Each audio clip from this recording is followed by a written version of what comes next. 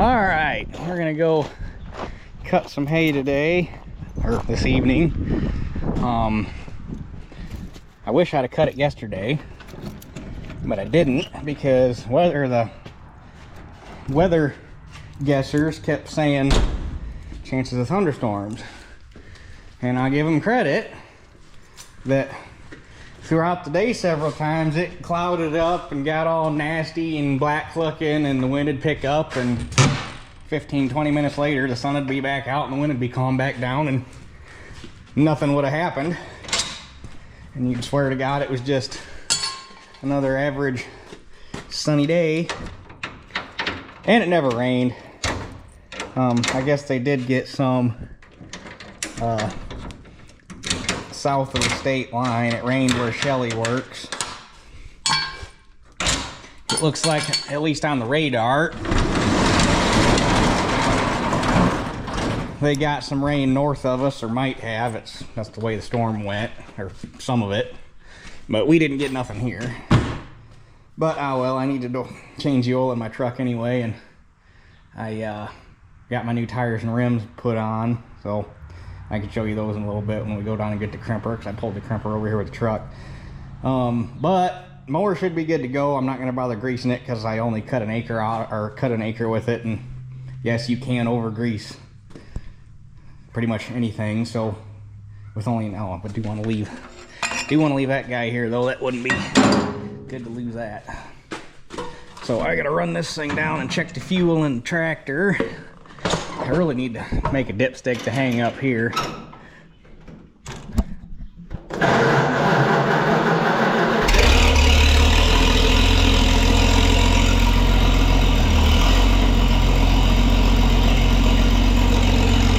Can't pick it up all the way or it won't go out the door.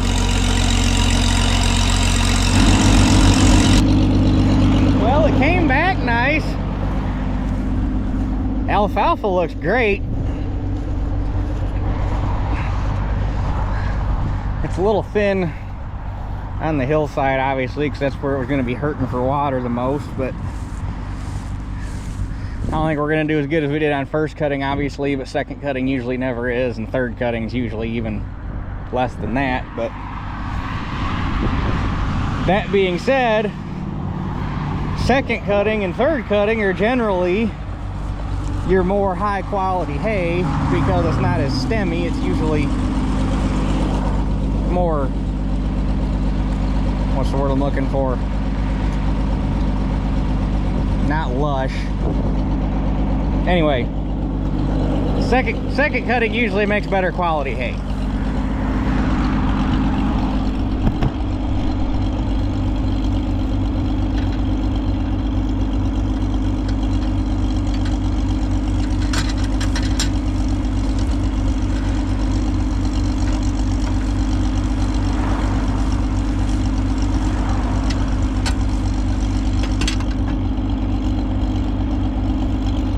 One thing I noticed,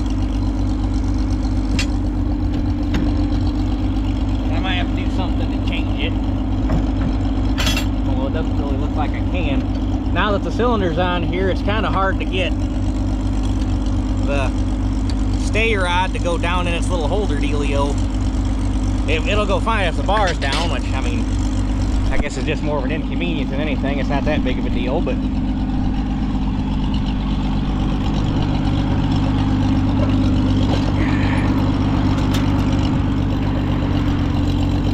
I'm so excited for this. This is gonna be so nice. Let me get you set up here. How's that? That's not too bad.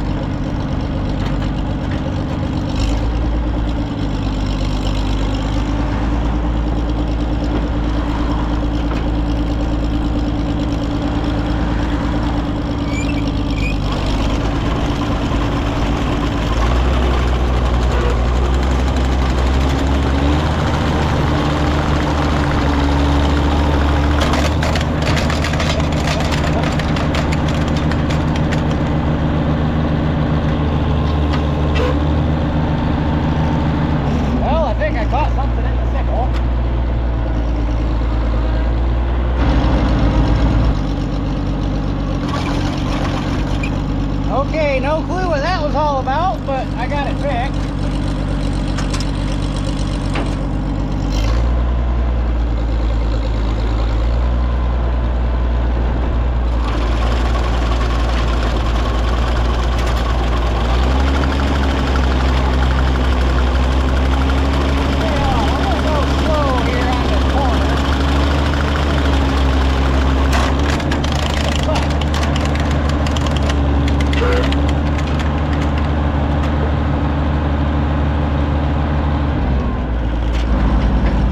Found the culprit.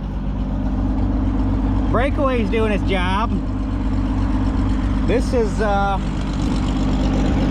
if anybody remembers all those concrete dead men or whatever the heck, I don't think we ever did determine what they were. That's a piece of reinforcing rod on one of those. All right, so we're not going crazy. It was actually doing what it's supposed to do. Good deal. Okay. Third time's the charm.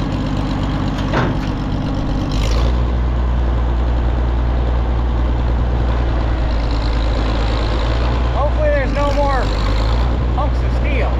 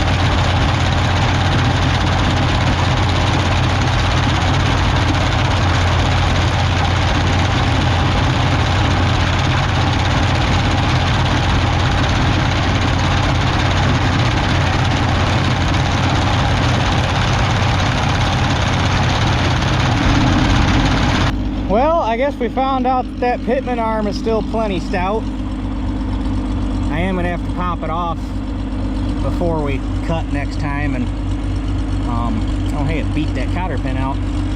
If you look, it tweaked these guys a little bit, so I'm gonna have to pull it apart and straighten them out, but it's still working. So, and I didn't have nearly as many plugs this time. Really, the only times I plugged it was when I was trying to cut around all them legs on that tower. Other than that, and then I had one plug right back there, which would explain all the plugs I had last time. I don't know if you caught it on the camera, but right on the end of a guard there was a big old wad of dead grass. It looks like it was a wad from when I brush hogged it.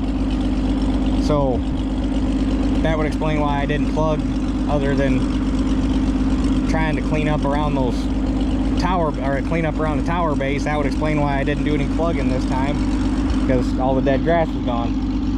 And it cut, but I mean, we got her dialed in now.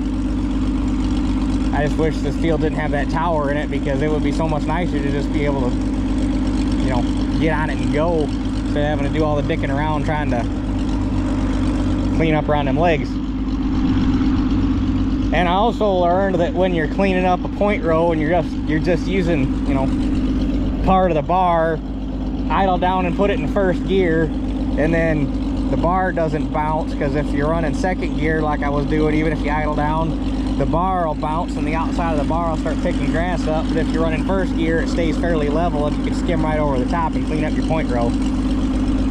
So anyhow, I'm gonna get folded up here. We got to go back and get the crimper and get this crimp before we run out of daylight. Okay, let's see if I can get my bungee cord undone. I really need to, and I've been trying to figure out the best way to do it. I need to make a PTO cradle for this thing that'll clamp the PTO and hold it if you ever need to pull this thing and it's not on a tractor, because otherwise the PTO just flops wherever it wants because there's nowhere for it to go. So, but if you do it, well, I guess it would have to be, it would have to be really short, that way it doesn't interfere. Actually really short, or probably even better would be off to one side, that way you don't interfere with the PTO when you're using it. And here's my new wheels, $2,600 later, but I figured if I was gonna do it, I was gonna get the wheels I wanted, get wheels I like, get tires I like. Actually, these are Nittos. I've never run them before, Nitto Recon grapplers. I actually didn't really want them at the time. I've always been more of a Goodyear Duratrack kind of guy, but that being said, once I got these, I kind of really like them.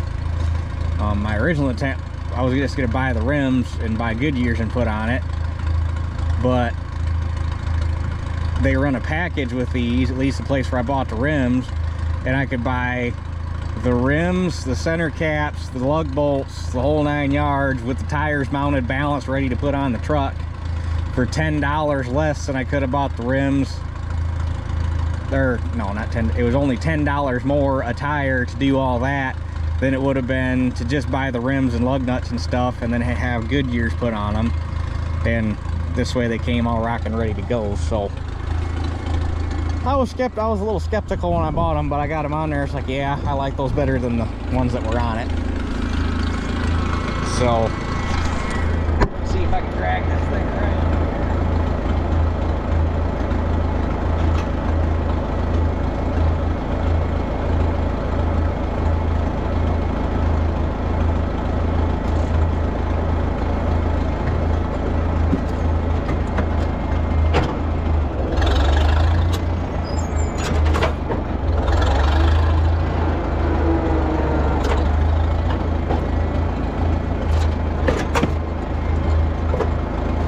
have been nice if the insurance company would have just put rims and tires on it like they should have to begin with. Since my front tires, the side, or the tread that wrapped down to the sidewall was all scarfed up from the skid I went into. And obviously I had a mismatched rim and tire put on it because they didn't put the right crap back on it to begin with at the collision shop. But I've learned during that whole ordeal that insurance is not actually about getting it fixed. They're just about getting it back on the road and getting it out of their hair. So you'll have that, I suppose. But anyway, on to this job. Okay, you'll see how she does set right there. It's not really a good spot to set this thing up out here by the road. Best spot's actually up there on top of the hill. But in theory, it should be able to technically be a little higher than last time, because I picked, you know, we dropped skid shoes on the mower. So anyhow,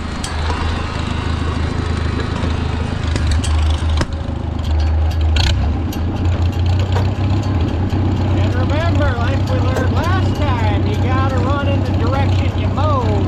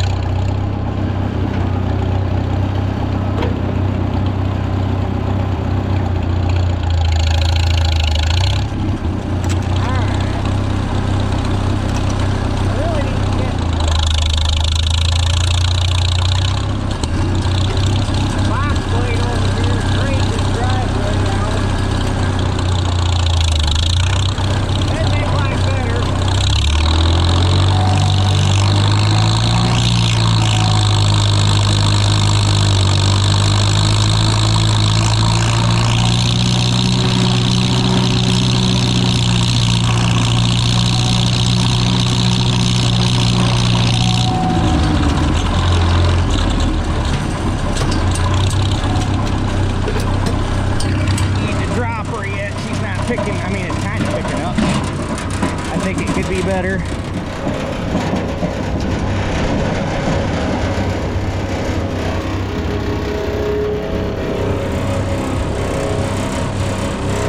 I know last time I damn near had the shoes running on the ground.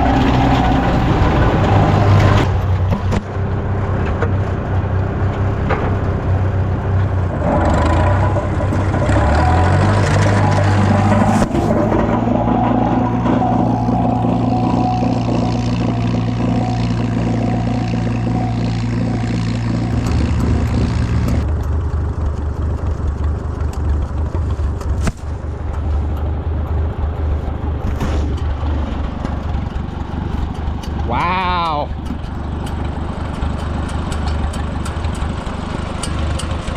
I think you're upside down. How that didn't go through that crimper, I have no idea. And how I just found it, I have no idea, but I literally just kicked it just walking. Note to self, don't do that again.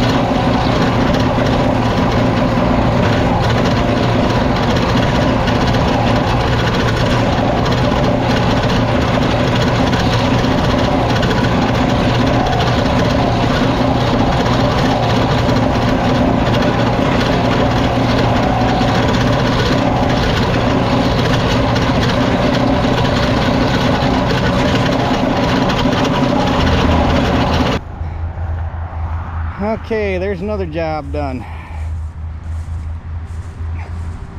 Like I say, probably not going to be as much out, well, obviously there's not going to be as much out here as there was on first cutting. First cutting is usually where your tonnage is at.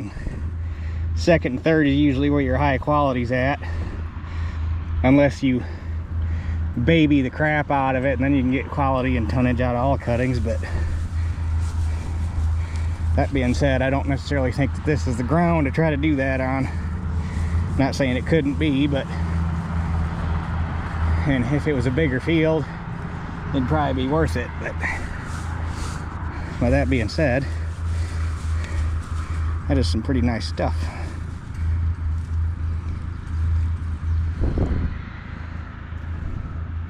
So yeah, hopefully we can make it by Sunday. We'll see. I'm getting it cut a little late in the day today, but it's also not overly thick, so it should dry out fairly quick. So we will be putting in another hay field, probably starting here in August. So I got a project that I can hopefully if all the pieces fall into place, I got a project I got to go down to Valparaiso and do next weekend, which is something I've been trying to get knocked out, but just have been trying to get all the projects around here done. And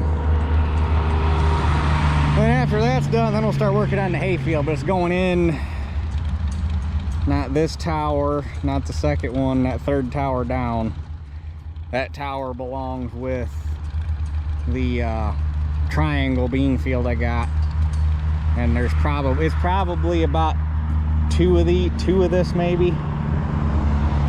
I figure it's about 2 acres, but it's got a little cleanup going on there too. So I figured I'm already farming the guy's ground. He's got that spot back there that he just wants maintained, but he didn't have the equipment to do it. So I figured I can kill 2 birds with 1 stone. I can keep it maintained for him, and I can get hay off of it. So give us a little bit more room to play around. So anyhow, yeah. And before anybody asks why I'm not pulling the crimper behind the mower like it's intended to, because it's inevitably going to happen, because I had probably half a dozen people ask me on the last video of doing this. I'm just going to say, mowing around that tower, and let you use your imagination as to why I don't pull the crimper right behind the mower. And also the number of people that told me I'm wasting my time with the sickle mower and the crimper and I just need to buy a hay bine. Same thing. Imagine trying to come out here with a haybine and mow around that and do all these hills and make that tight ass turn down there. I mean, a semi-mounted sickle mower and a crimper is perfect for fields like this because you're nice, you're tight coupled with the mower. It's easy to get around stuff. You got a short bar, so doing these contours and stuff, you're not scalping. Because you bring a damn 9-foot haybine out here, you're gonna scalp the hell out of this ridge. It's bad enough with the crimper, you can see the scalp spots I got in it, but you're not gonna avoid it with that. So yeah, I don't need a haybine. And it wouldn't make any sense to go out and spend $2,500, $3,000 on a haybine when I got a perfectly good crimper and a perfectly good mower that I have less than $1,000 invested in, and it does the job just fine.